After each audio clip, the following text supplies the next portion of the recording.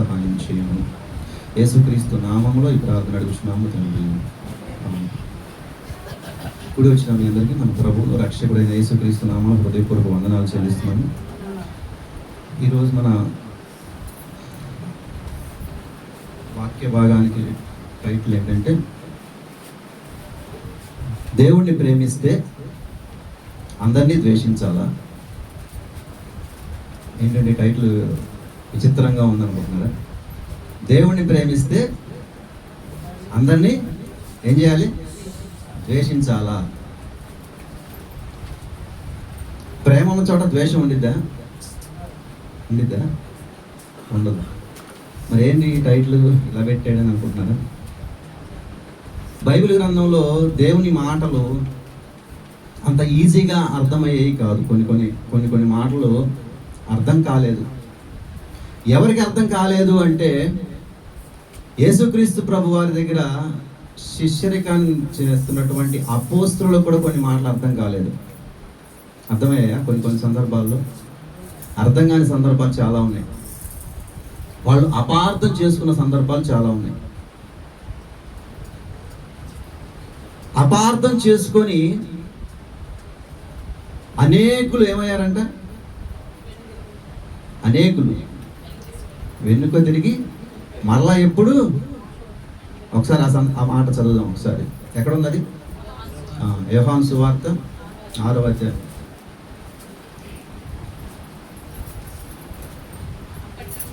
అప్పటి నుండి వచనం చెప్పండి. 66వ వచనం. అప్పటి నుండి ఆయన శిష్యులలో అనేకులు వెనక తీసి మరి ఎన్నడూను ఆయన్ని వెంబడింపలేదంట. వాళ్ళ పరిస్థితి ఏంటి మరి? ఎన్ని మాటల వల్ల వాళ్ళు వెనక్కి తీసింది? ఒకే ఒక్క మాట. ఏంటా మాట అంటే, నా రక్తము త్రాగి నా శరీరం తిని నా రక్తం త్రాగువాడే నిత్య జీవం గలవాడు అన్న ఒక్క మాట అపార్థం చేసుకొని అపార్థం చేసుకొని ఏమయ్యారు? వెళ్ళిపోయారు. అనేకులు.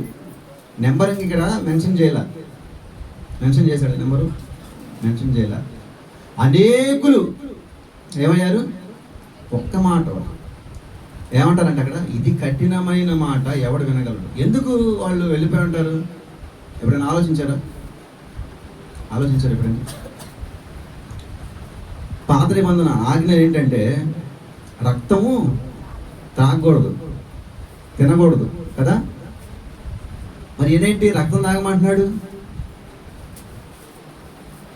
శరీరాన్ని పూజించండి అంటున్నాడు. శవాన్ని ఏం చేయకూడదు అంటే, బతి కూడా తింటారు. ఎవరైనా తింటారు కదా, చంపి తినాలి. అవునా? ఒక మనిషిని తినాలన్నా చంపి తినాలి, జంతువుని తినాలన్నా చంపి తినాలి. ఇక్కడ నా శరీరం తినండి అంటే ఎలా తినాలి? ఆయన చంపేసి తినాలి. శవాన్ని ముట్టను కూడా ముట్టకూడదు. అసలు ఈయన చెప్పే మాటలే లేఖనాలకు సెట్ అవ్వట్లేదు. కాబట్టి ఇది కఠినమైన మాట అని ఆ ఒక్క మాటలు అపార్థం చేసుకొని అనేకులు వెళ్ళిపోయారు. ఏమండి, ఆ మాటకు అర్థం ఏంటని అడిగితే చెప్పడా? అంటే అక్కడ 6వ అధ్యాయంలో ఒక మాట చూస్తున్నాడు, చూద్దాం అనుకోండి.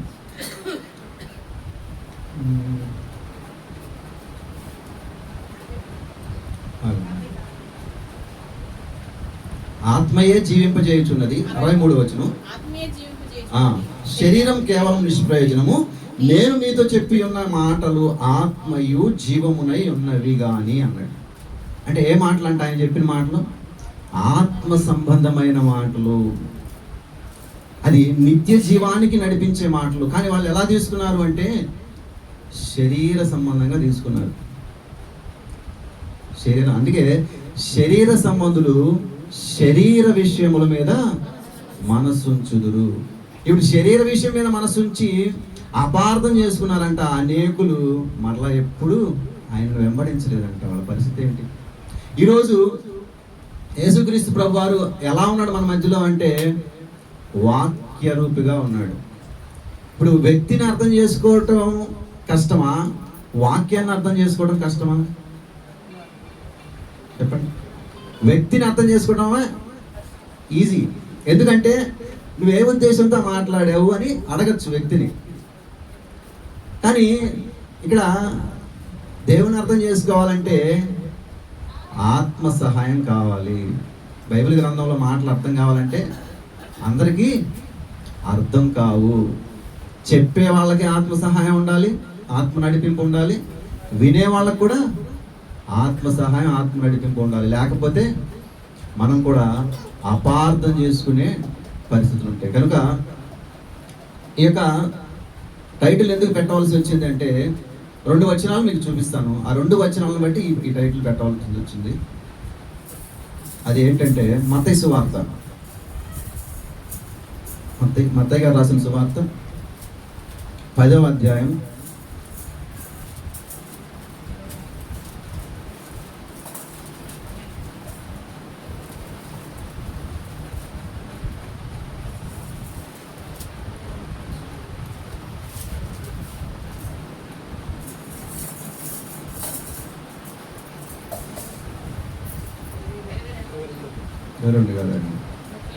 37వ వచనం. తండ్రినైనను తల్లినైనను నాకంటే ఎక్కువగా ప్రేమించువాడు నాకు పాత్రుడు కాడు. కుమారుణ్ణైనను కుమార్తెనైనను నాకంటే ఎక్కువగా ప్రేమించేవాడు నాకు పాత్రుడు కాడు. అంటే ఫ్యామిలీలో అందరినీ చెప్తున్నాడు ఇక్కడ. తల్లినైను తండ్రినైను, ఇక్కడ భార్య పిల్లలు కూడా పెట్టుకోవచ్చు. అంటే నాకంటే ఎక్కువగా ఎవరిని ప్రేమించొద్దు అన్నాడు. ఏమన్నాడు? నాకంటే ఎక్కువగా ఎవరిని ప్రేమించొద్దు అన్నాడు. ఏంటి మాటకు అర్థం? భార్యను ప్రేమించమన్నాడా వద్దన్నాడా? భర్తలారా మీ భార్యలను ప్రేమించండి, భార్యలారా మీ భర్తకు విధేయులై ఉన్నాడు. విధేయులై ఉండాలంటే ప్రేమ ఉంటే విధేయులై ఉంటారా? ప్రేమ లేకపోతే విధేయులు ఉంటారా? అంటే భర్తను కూడా ప్రేమించాలి, పిల్లల్ని ప్రేమించాలి. మరి అందరినీ ప్రేమించమన్న ఆయన నాకంటే ఎక్కువగా వద్దు అంటున్నాడు, ఎక్కువగా ప్రేమించద్దు అంటున్నాడు. ఒకసారి మనం ఆలోచిస్తే ఆయన్ని ఎక్కువగా ప్రేమిస్తున్నామా, మనల్ని మనం ఎక్కువగా ప్రేమించుకుంటున్నామా, మన కుటుంబస్తులను ఎక్కువగా ప్రేమిస్తున్నామా అని మనం ఆలోచిస్తే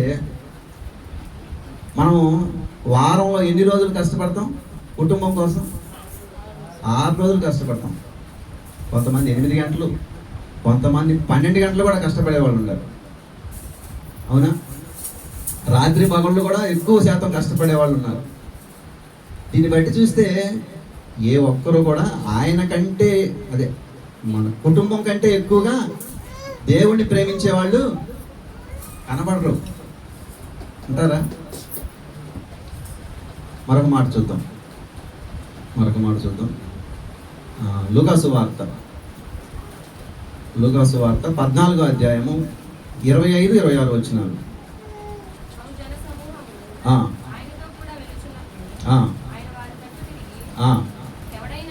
ఎవడైనను నా యొద్దకు వచ్చి తన తండ్రిని తల్లిని భార్యను పిల్లలను అన్నదమ్ములను అక్క చెల్లెలను తన ప్రాణమును సహా ద్వేషింపకుంటే వాడు నా శిష్యుడు కానేరడు.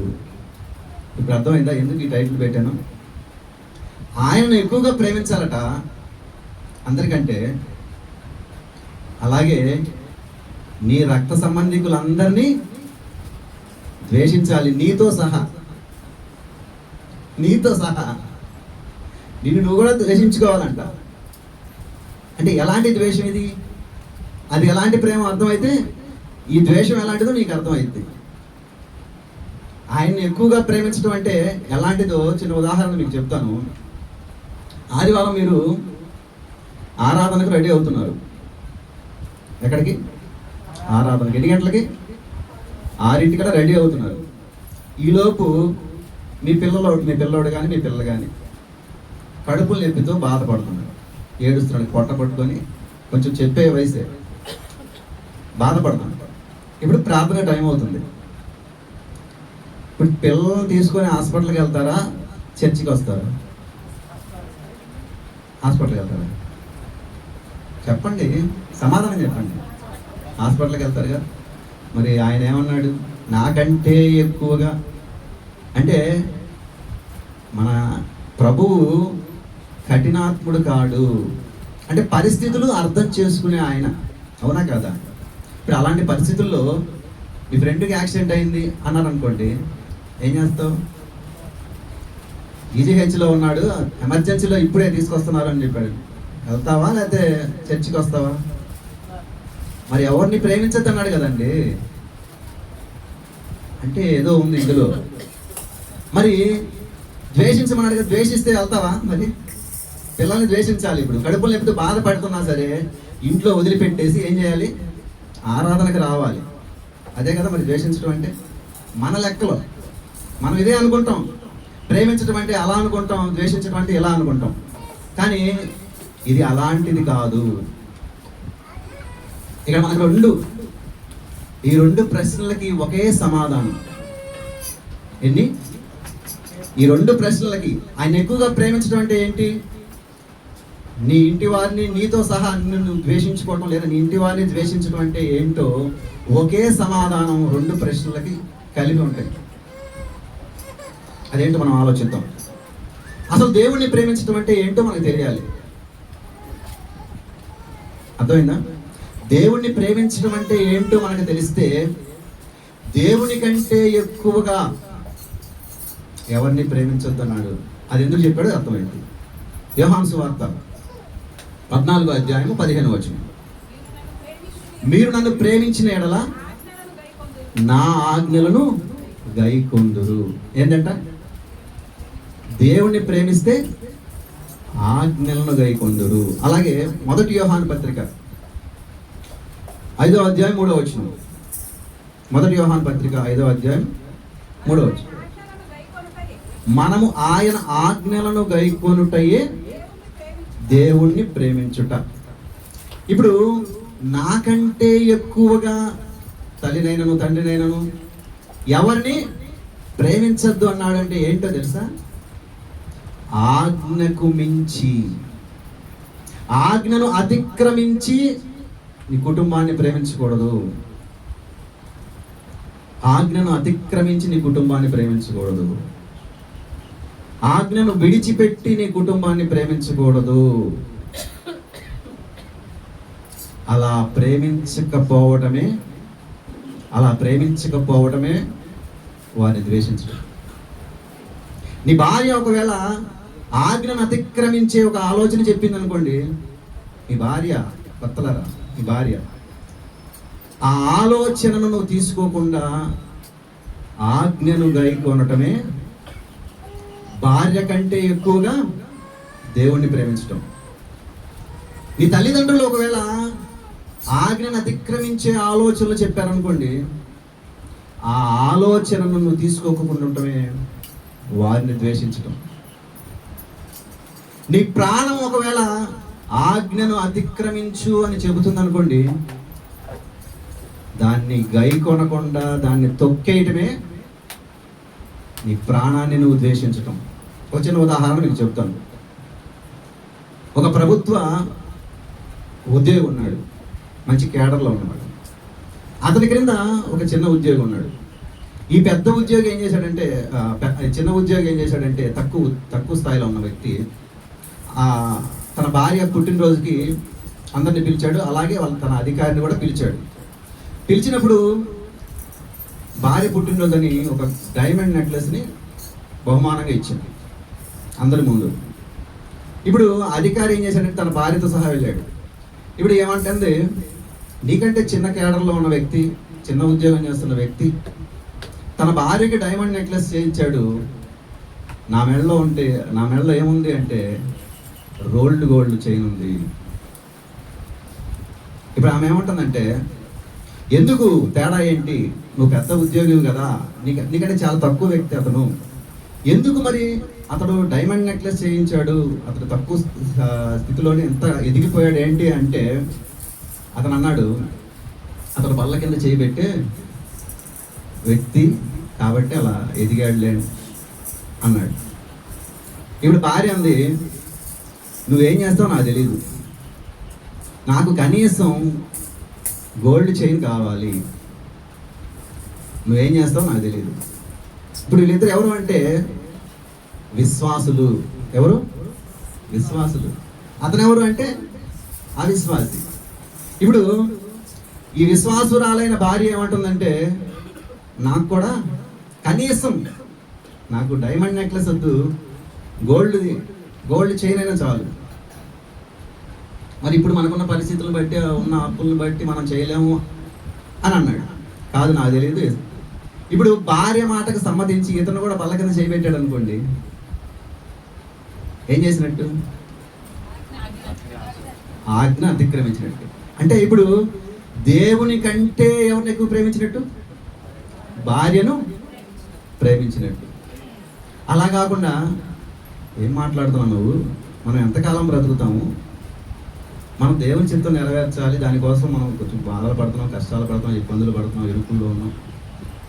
ఇది ఎంతకాలం ఉంటుంది? ఒకవేళ మన పిల్లలకి ఒకవేళ ఉద్యోగాలు వచ్చి, వాళ్ళకి జాబులు వచ్చి, వాళ్ళకి ఉద్యోగాలు వచ్చి వాళ్ళు సెటిల్ అయ్యి అప్పుడు మనం సంపాదనలో కొద్దిగా ఎదగచ్చేమో, దేవుడు కనికరిస్తే, కృప చూపిస్తే అనే ఆలోచన చెప్పాడు అనుకోండి, అప్పుడు ఏం చేసినట్టు?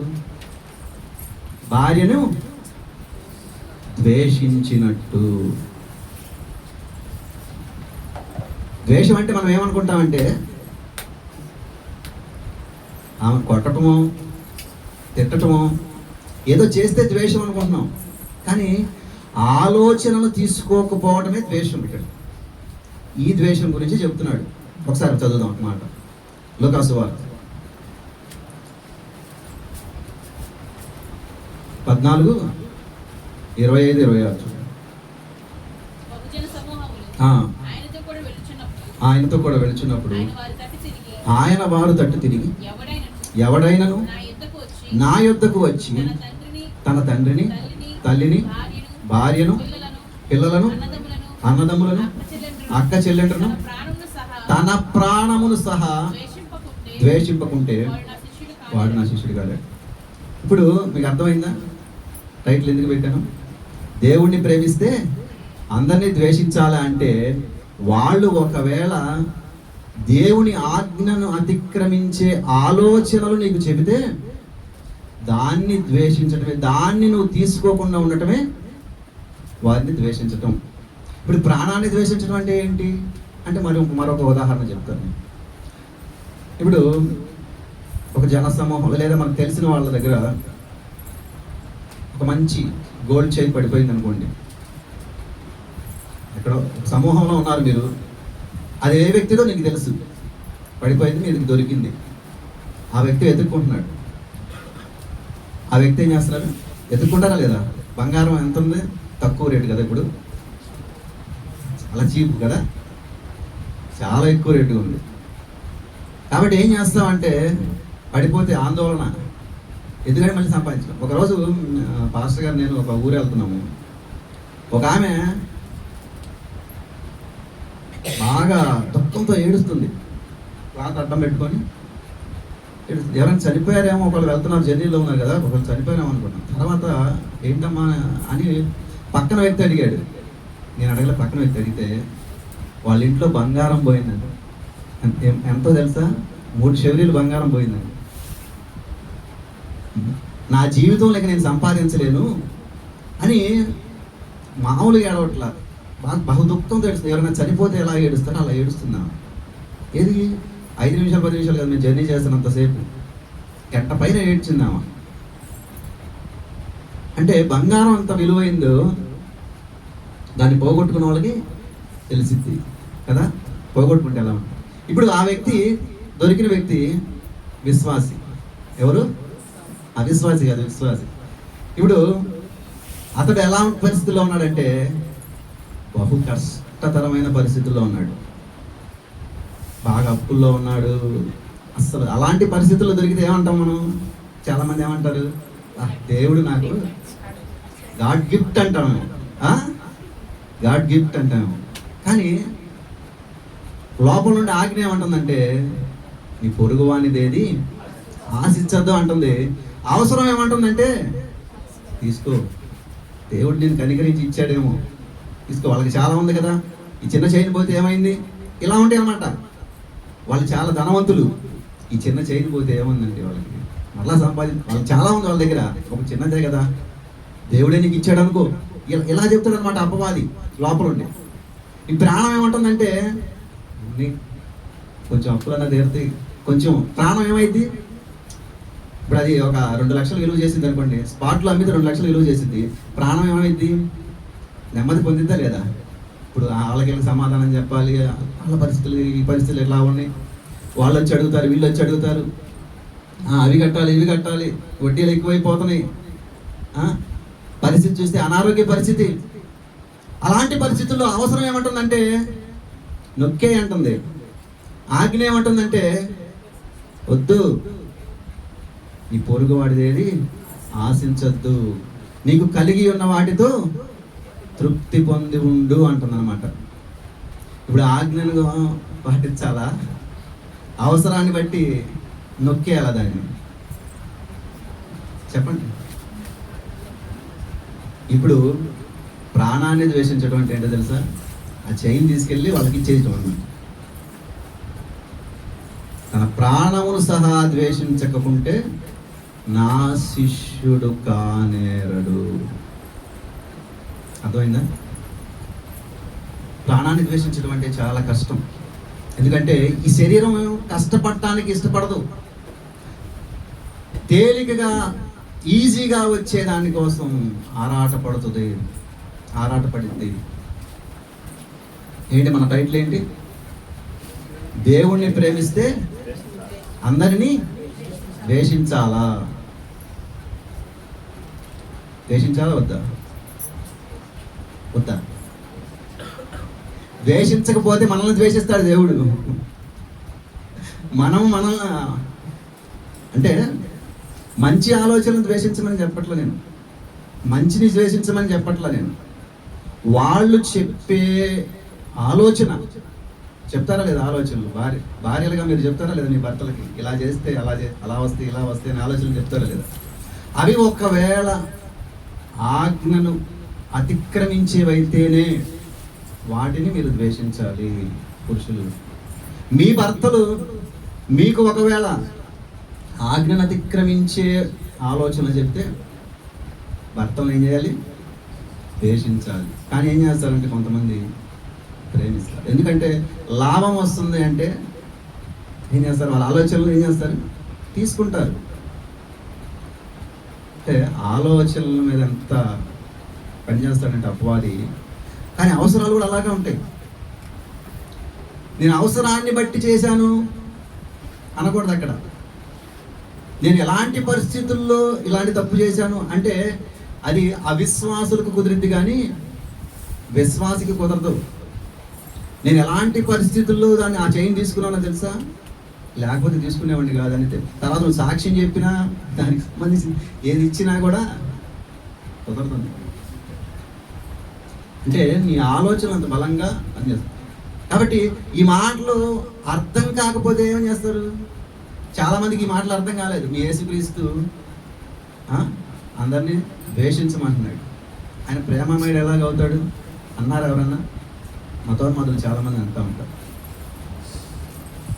చూసా మీ యేసుక్రీస్తు నాకంటే ఎక్కువగా ఎవరిని ప్రేమించద్దు అంటున్నాడు.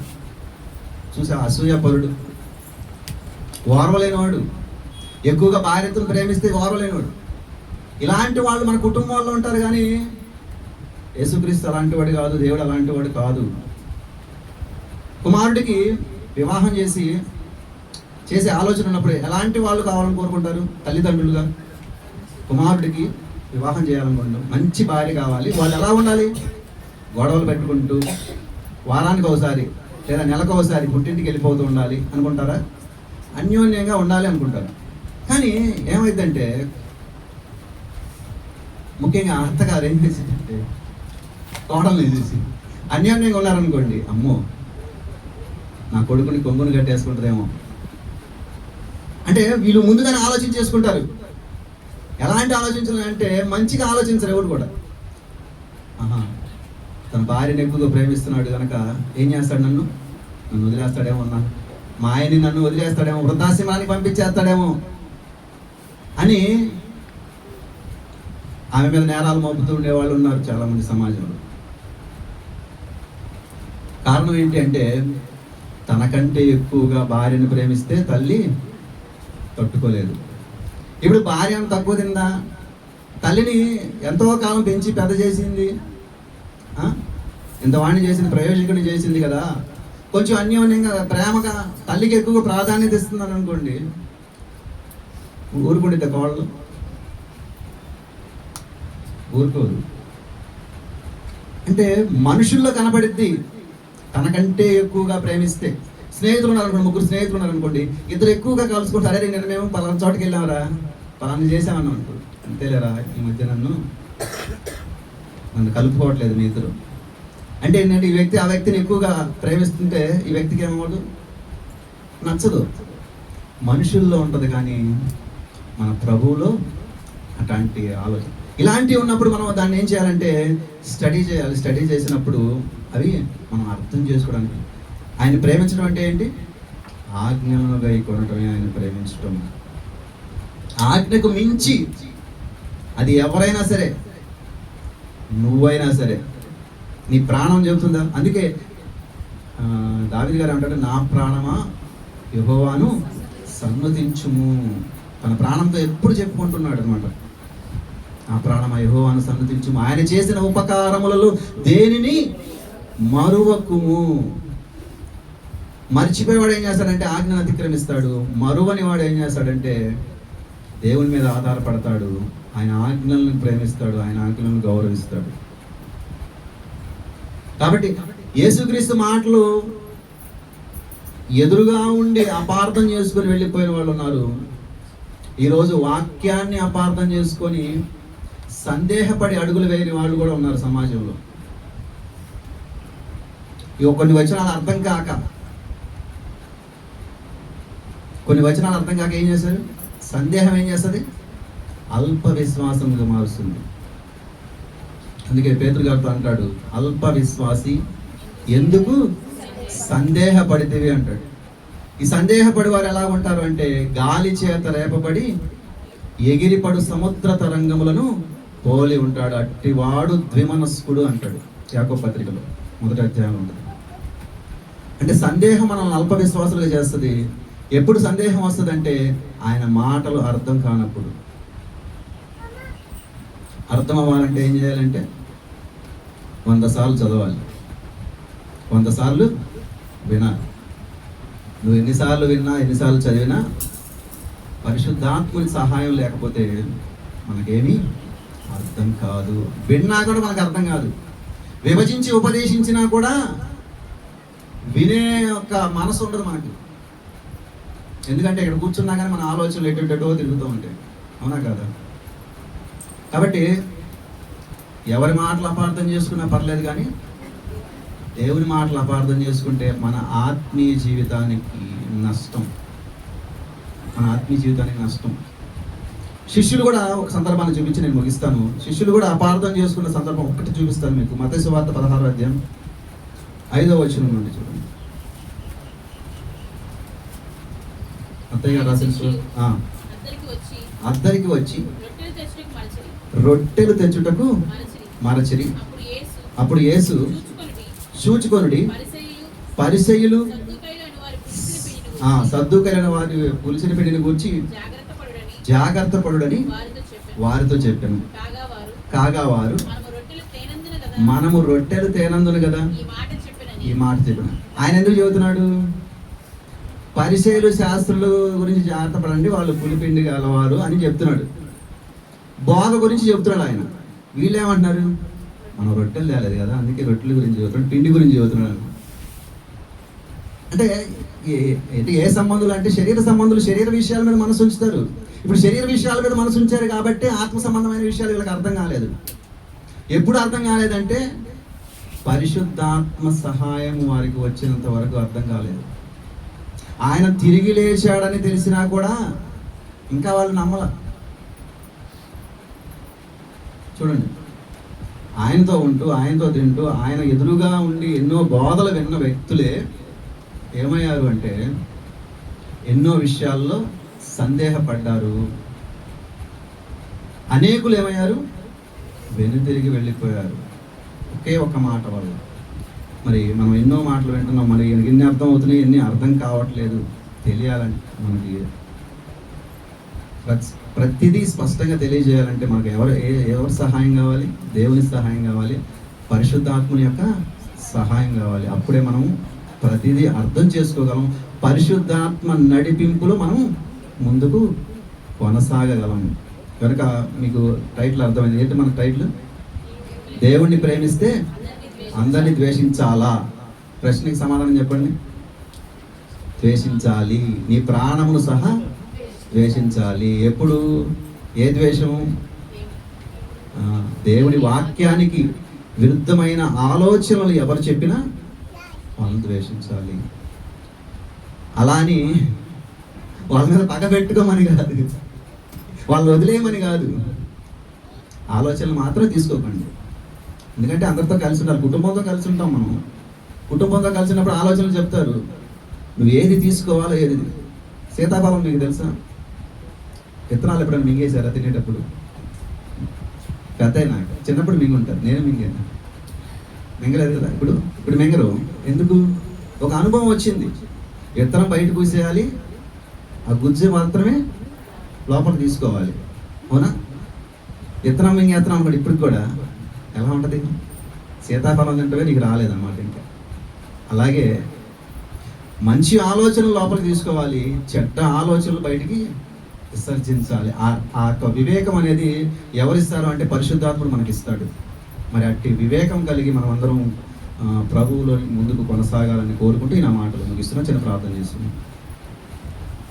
మహాగణుడ, మహోన్నతుడ, సర్వోన్నతుడ, సర్వశక్తిమంతుడు దేవ తండ్రి, మిమ్మల్ని ప్రేమిస్తే అందరినీ ద్వేషించాలా అని చిన్న అంశం మీద తండ్రి నేను మాట్లాడటానికి మీరు కృప చూపించారు. దేవాన్ని బట్టి స్తోత్రాలు చెల్లిస్తున్నాను. దేవ తండ్రి, విన్న మాటలు మా హృదయం ఎక్కడ కూడా తండ్రి నేను మీ ఆజ్ఞకు అతిక్రమించే పనులు నేను చేయక మీ ఆజ్ఞ పరిధిలో తండ్రి నేను ముందుకు కొనసాగటాన్ని మీరు కృప చూపించి సహాయం చేయండి.